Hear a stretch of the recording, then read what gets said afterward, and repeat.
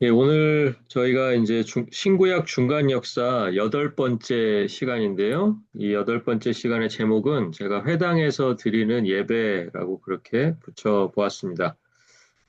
지난주에 저희가 잠깐 다루었었는데, 그 이스라엘 본토에는 성전이라고 하는 그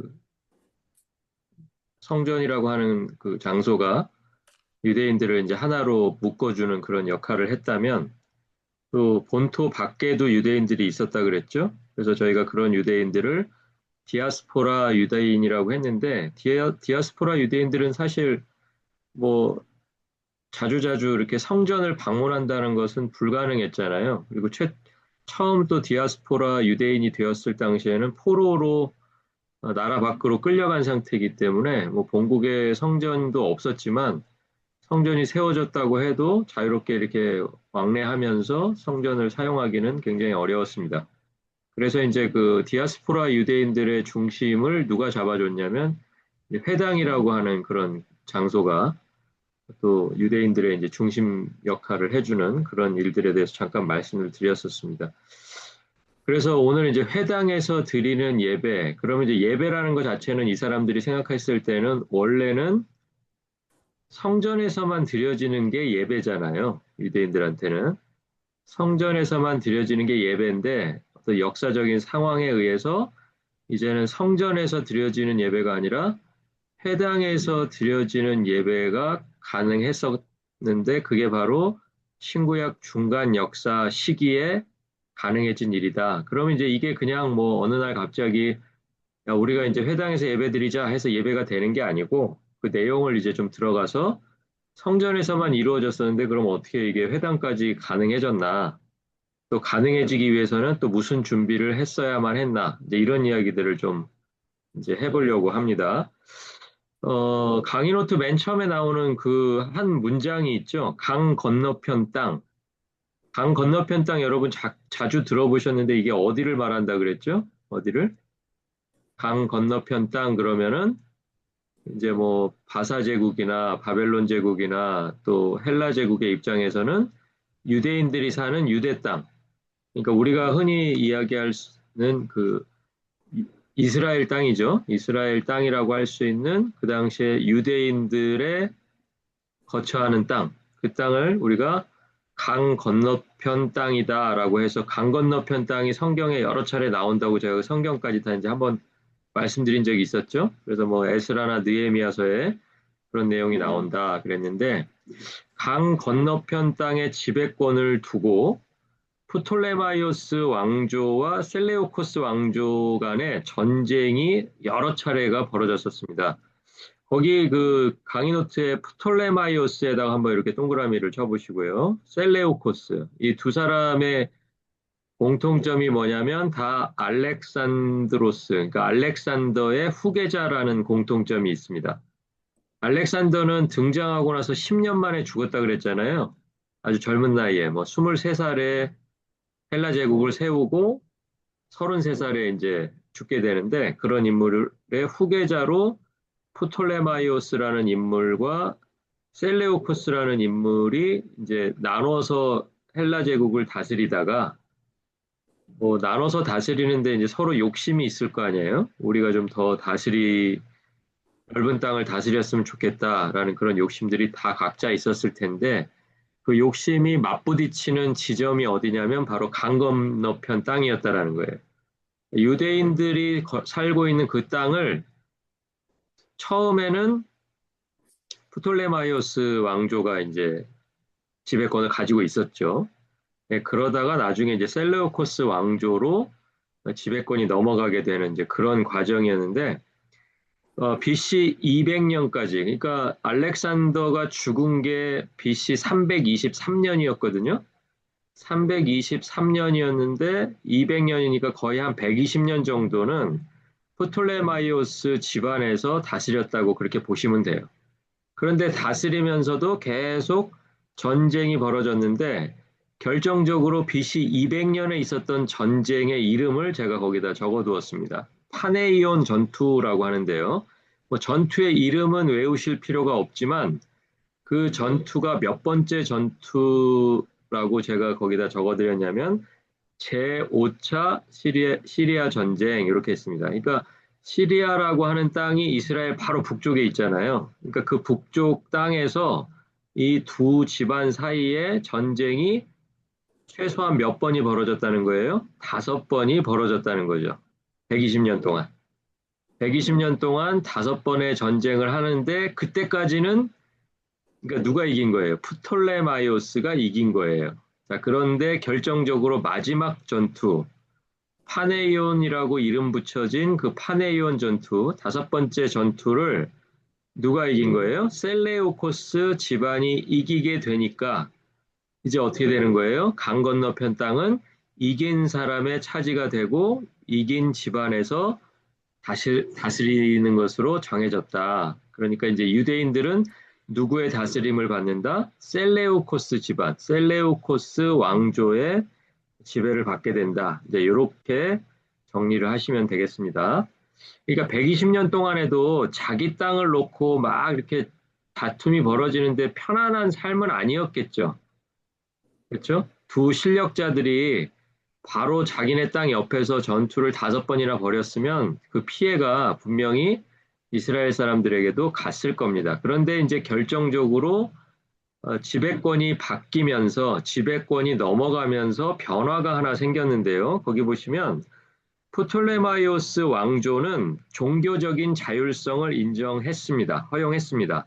자, 그러니까 종교적인 자율성을 허용했다는 것은 이때의 유대 땅에 강 건너편 땅에 뭐가 세워져 있었어요? 두 번째 성전, 제2성전. 이름이 뭐였죠? 수룹바벨 성전이 세워져 있었습니다. 그렇죠?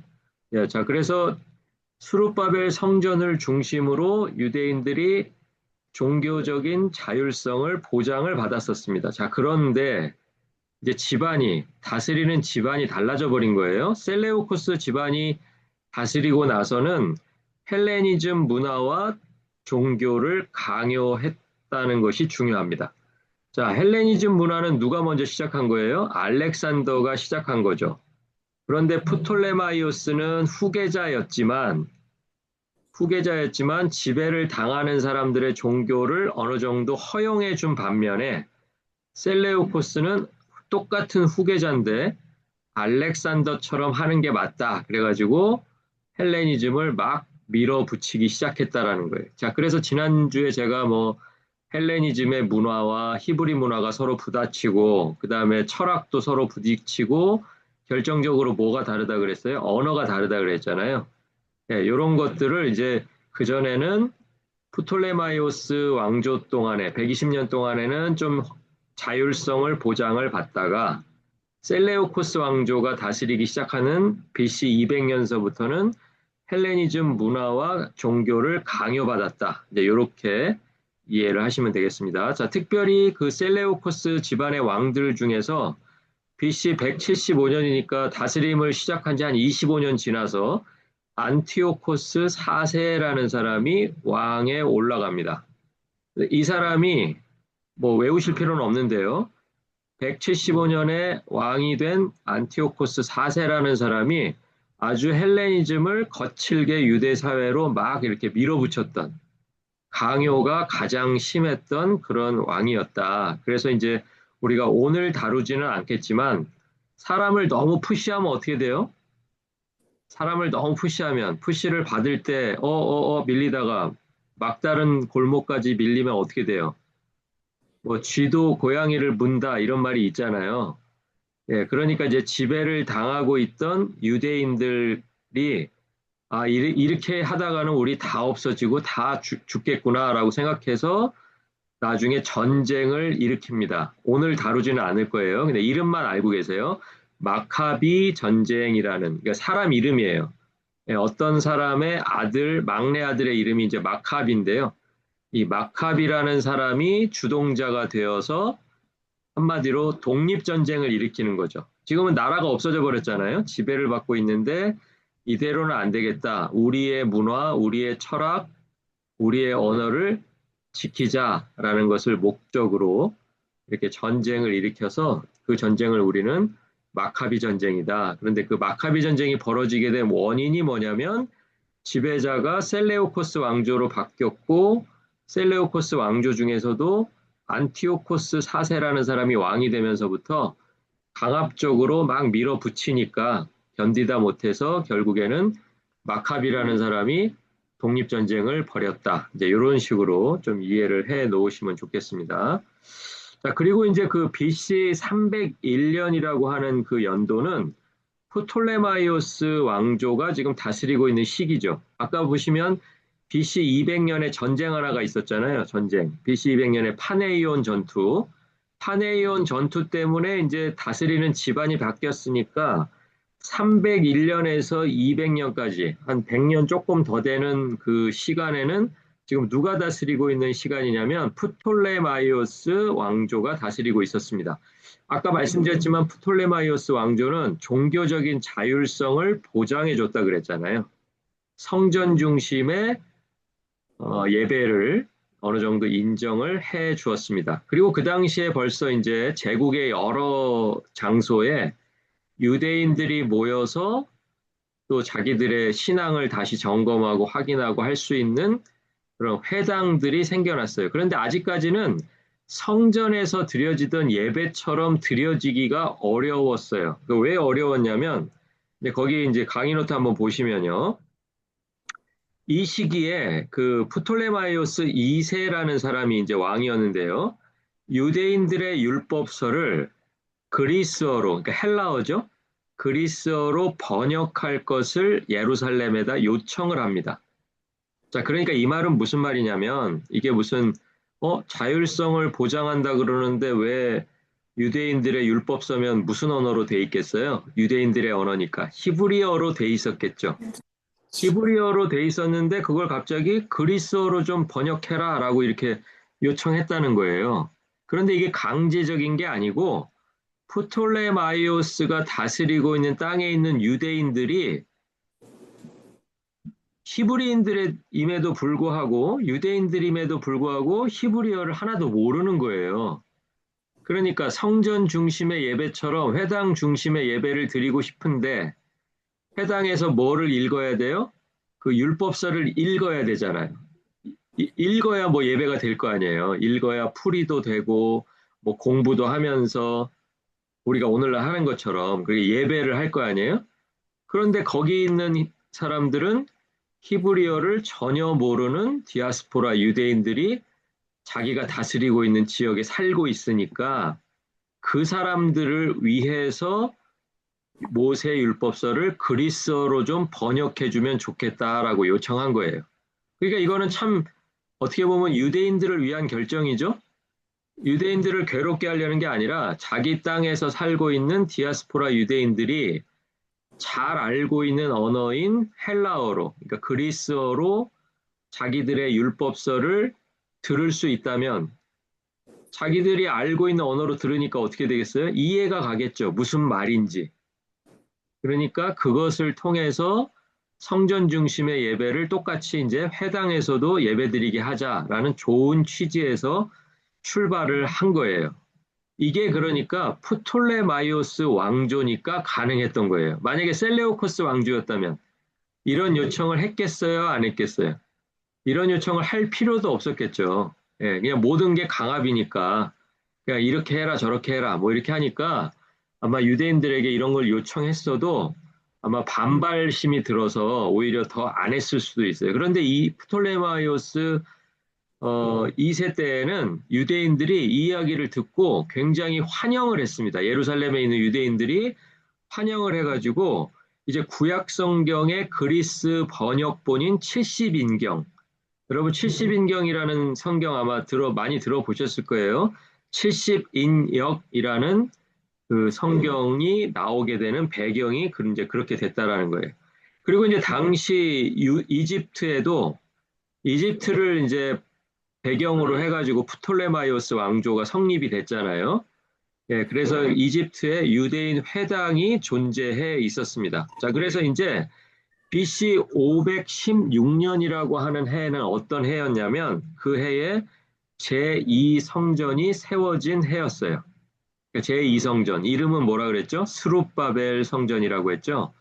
스룹바벨 성전이 516년에 세워져 있었는데 유대인들이 이 성전을 통해서 율법으로 연결될 수가 있었습니다. 그러니까 디아스포라 유대인들도 무슨 일이 있으면 성전으로 연락을 해가지고 이제 성전에서 뭐 이런 일은 이렇게 하는 게 맞냐 그러면 성전에서 판단을 내려주는 거죠. 예.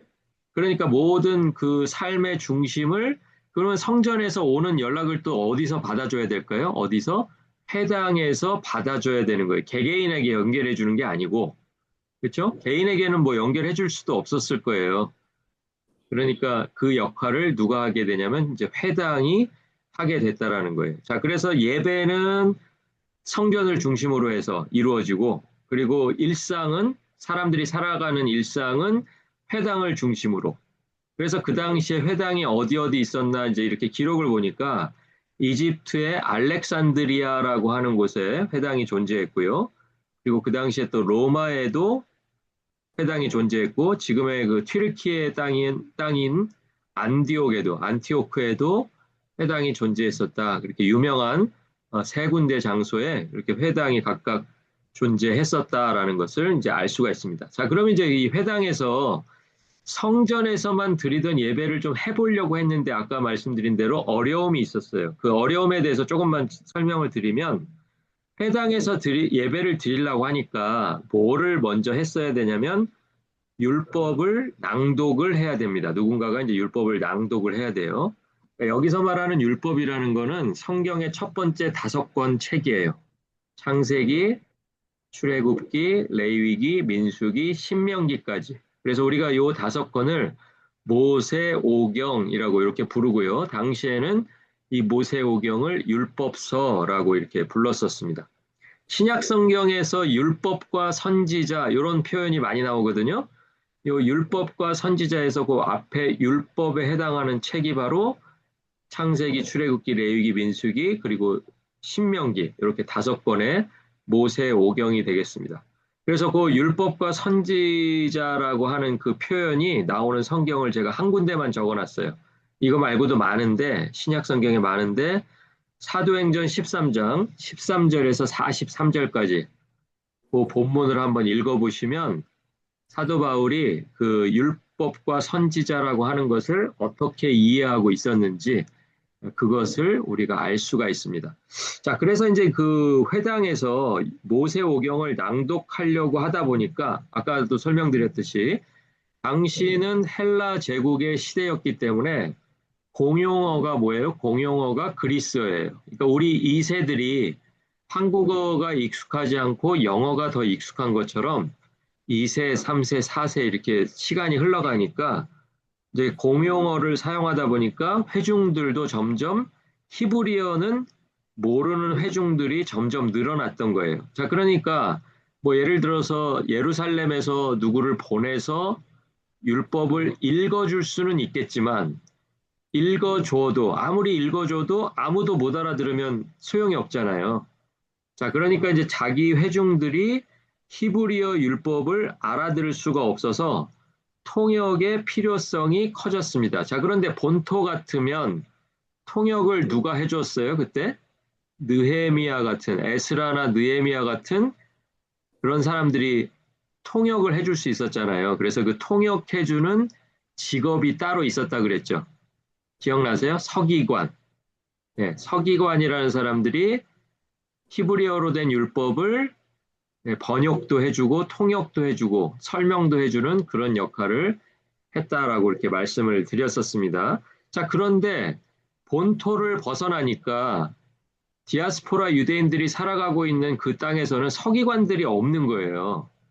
그러니까 없는 서기관을 어디서 만들어낼 수는 없잖아요. 자, 그러니까 본국에다가 요청해서 아까 프톨레마이오스 2세와 같은 왕이 본국에 있는 유대인들 그 서기관들 뭐 율법학자들에게 너희들이 디아스포라 유대인들 특별히 자기 땅에서 자기가 다스리고 있는 땅에서 살아가고 있는 디아스포라 유대인들에게 도움이 될 수 있도록 그리스어로 좀 번역을 해주면 좋겠다라는 이제 요청을 했다는 것이죠. 자, 그래서 그 회중의 언어로 읽어달라고 회중도 요구하니까 그 요구가 이제 먹혔던 거예요. 자, 그래서 이제 그 회중의 언어라고 하는 것은 아까도 말씀드렸다시피 그리스어입니다. 그리스어도요, 예를 들면 책을 쓰는 언어가 좀 따로 있고요. 시장에서 사람들이 말로 하는 언어가 따로 있었던 시대예요. 우리도 왜 예전에 뭐 국어도 그렇잖아요. 고전 문학 이런 거 배우면 우리가 일상적으로 잘 사용하지 않는 그런 책에서만 사용하는 그런 어휘들이 있잖아요. 예, 그거 생각하시면 됩니다. 그러니까 그리스어도 두 개인데 하나는 이제 문학이나 뭐 시나 이제 이런 데서 사용하는 그런 그리스어가 있었고요. 그리고 두 번째 그 그리스어는 시장에서 사람들이 만나면 일상에서 사용하는 그 그리스어가 따로 있었습니다. 그래서 일상에서 사용하는 그리스어를 우리가 흔히 코인의 그리스어라고 이렇게 부르고요. 그 위에서 이제 그 제가 말씀드렸던 뭐 문서에다가 이렇게 공식적으로 사용하는 그리스어는 제가 거기다 써놓지는 않았지만 아티카 그리스어라고 합니다. 아티카 그리스어. 자, 그런데 중요한 건 뭐예요? 성경을 번역해달라고 할 때, 모세오경을 번역해달라고 할 때, 아티카 그리스어로 번역하라고 말하지 않고, 코인의 그리스어로 번역해달라고 말한 거예요. 이게 너무 좋은 결정이었다라는 거예요. 만약에 반대로 아티카 그리스어로 했으면 그리스어임에도 불구하고 디아스포라 유대인들이 못 알아듣는 유대인들도 많이 있었을 것이다. 그런데 일상에서 늘 사용하는 그리스어, 코인의 그리스어로 번역을 했기 때문에 율법이 제대로 무슨 말을 하는지 알아들을 수 있었다. 그렇게 이해하시면 되겠습니다. 자, 회중의 요구가 이렇게 반영이 돼가지고 70인역이라고 하는 이제 성경이 탄생을 했습니다. 그러니까 셀레우코스 왕조의 지배가 시작되기 직전에 이런 일이 있었다는 거예요. 그러니까 너무나 다행스럽죠. 예. 어, 프톨레마이오스 왕조가 다스리고 있던 그 한 100년 남짓 되는 그 시간 동안에 요 70인역이 만들어졌다는 것은 너무나 다행스러운 일입니다. 자, 그래서 결과적으로는 히브리인의 사상이 그리스인의 언어로 예배 안에 자리 잡기 시작했다. 히브리인들이 사상은 율법에서 배워야 되고 율법에서 발견해야 되는데 언어를 잊어버리고 나니까 결국은 어떤 언어의 도움을 받아야 돼요? 그리스어의 도움을 받아서 자신들의 사상을 예배 안에서 우리가 섬기고 있는 하나님이 어떤 분이신지 또 우리가 하나님을 섬기는 사람들은 어떻게 살아가야 하는지 이런 것들을 그리스어로 배울 수가 있었다. 이제 요게 70인역의 역할이 되겠습니다. 자, 그래서 이제 프톨레마이오스 2세가 대제사장이었던 엘르아살이라는 사람이 있어요. 그 당시에 이제 예루살렘에 대제사장 역할을 하고 있었던 당연히 이제 이 당시에는 제2성전 스룹바벨 성전에서 일하는 대제사장을 말하는 거겠죠. 자, 스룹바벨 성전에서 일하던 대제사장 엘르아살에게 프톨레마이오스 2세가 율법을 번역해달라고 요청을 한 겁니다. 자, 그런데 프톨레마이오스 2세 앞에 누가 있었냐면 프톨레마이오스 1세가 있었던 거예요. 그러니까 숫자는 점점 뒤로 갈수록 커지잖아요. 2세 앞에 1세가 다스리고 있었는데 1세 때 예루살렘에 있는 사람들을 이제 이집트, 알렉산드리아로 잡아간 일이 있었어요. 자, 그러니까 요청을 했는데 참 좋은 일이긴 한데 요 요청한 요 순간에 엘르아살이 이제 프톨레마이오스 2세에게 요청을 한 거예요. 역으로. 무슨 요청을 했냐면 전에 임금이 잡아갔던 그 포로들을 석방시켜주면 우리가 그 일에 협조하겠다. 이렇게 한 거예요. 근데 프톨레마이오스 2세가 거기에 대답을 어떻게 했을 것 같으세요? 풀어주기로 했을 것 같으세요? 안 풀어주기로 했을 것 같으세요? 예, 풀어줬으니까 70인역도 나왔겠죠? 예, 포로를 다 되돌려 보내줍니다. 자, 그래서 이제 포로를 되돌려 받고 나서 예루살렘에서요, 12지파에서 6명씩. 자, 그러니까 성경의 이름은 70인역이지만 사실은 70명이 아니고 정확하게는 72명이죠. 왜냐하면 12지파에서 6명씩이니까 72명이 예루살렘을 떠나서 이집트의 알렉산드리아로 갑니다. 자, 그래서 알렉산드리아 지역의 파로스라고 하는 섬에 이제 가서 그 섬에서 번역 작업을 하는 거예요. 자, 그래서 이제 하루에 분량을 한 사람이 정하고 그 분량을 72명이 각자 자기가 자기 방에 들어가서 번역을 했다고 합니다. 자, 그러면 72명이 다 번역을 했으면 번역본이 72개가 나왔을 거 아니에요. 그런데 참 놀랍게도 이제 이 사람들의 기록을 이제 남겨놓은 기록에 의하면 72명이 자기가 번역한 거를 매일 저녁에 서로 이제 비교를 해보는 거예요. 똑같은 율법을 그리스어로 나는 이 단어로 이렇게 번역했고 저 사람은 그럼 어떻게 번역했을까? 이렇게 따져보니까 자기가 번역한 것과 다른 사람이 번역한 것이 똑같이 일치했다고 합니다. 자, 그래서 이 사람들이 이제 그 정해진 기간 안에 모세오경 5권이죠. 창세기, 출애굽기, 레위기, 민수기, 신명기 요 5권을 모세의 그 율법 책을 다 번역을 해서 이것을 우리가 70인역이라고 이제 그렇게 불렀다는 것이죠. 자, 그래서 이제 본토에서는 물론 히브리 성경을 서기관들이 번역도 해주고 했지만 이제 디아스포라 유대인들에게도 똑같은 내용의 율법서가 생겼죠. 그러니까 그전에는 회당에서 아무리 성전에 있는 예배를 똑같이 하고 싶어도 율법도 낭독해보고 해도 아무도 못 알아들으니까 이게 서로 같을 리가 없었는데 이제 70인역이 생기고 나서부터는 뭐가 이루어진 거예요? 예배가 이루어지기 시작한 거예요. 예배의 주된 그 순서가 율법의 낭독이었기 때문에 일단 그리스어로 낭독하니까 누가 알아들어요? 회중이 알아들어요. 회중이 알아듣고 그 알아들은 내용을 일상에다 적용을 할 수가 있었다라는 것입니다.